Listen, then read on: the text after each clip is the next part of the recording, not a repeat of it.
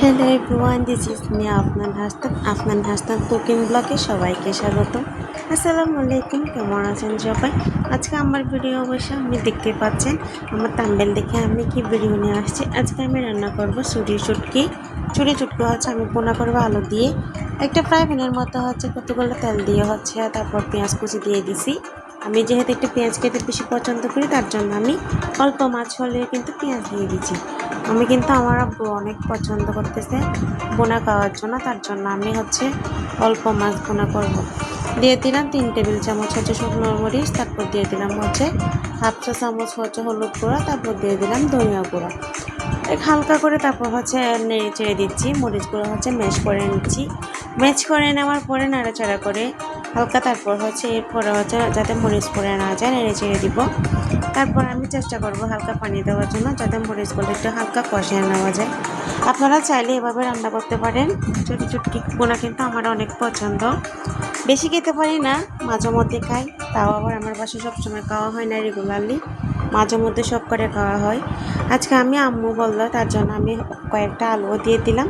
শুকনো মাছের মধ্যে হচ্ছে কয়েকটা এভাবে আলু দিলে কিন্তু অনেক মজা হয়, অনেক টেস্টি হয়, একটু মিষ্টি মিষ্টি হয় তরকারিটা। তারপর আলুগুলো দিয়ে দেওয়ার পর একটু কষিয়ে নিব। কষানোর জন্য আমি হচ্ছে একটা ঢাকনা দিয়ে দিচ্ছি, আলুগুলো যাতে নরম হয়ে যায়, যাতে কষিয়ে একটু নরম হয়ে আসে। তারপর দিয়ে দিলাম হচ্ছে মাছগুলো। আমি কিন্তু লবণ দিয়ে দিছি, আপনারা হচ্ছে ভিডিওতে দেওয়া হয় নাই, তার জন্য দেখতে পান নাই। মরিচ এর সাথে তারপর হচ্ছে মরিচ আর আপনার মাছগুলো আলুগুলো সবগুলো একসাথে দিয়ে নাড়াচাড়া করে আবার একটু কষানোর জন্য আমি ঢাকনা দিয়ে দিব। তারপর হচ্ছে একটু অনেকগুলো জাল করে নেব। ঢাকনাটা কিন্তু এখনও দেওয়া হয় নাই। এরপর আমি একটু কষিয়ে নিয়ে তারপর ঢাকনা দিয়ে দিব, চেষ্টা করব।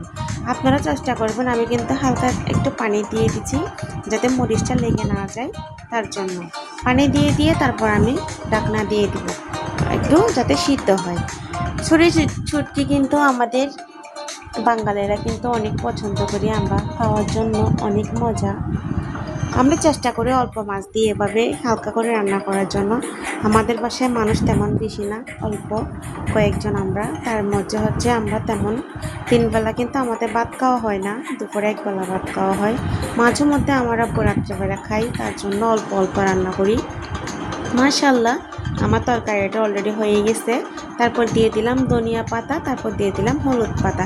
হলুদ পাতা কিন্তু এই সিজনে যত দিবেন ততই কিন্তু অনেক টেস্টি হয়, তরকারিটা অনেক মজা, ইয়াম্মি ইয়াম্মি হয়।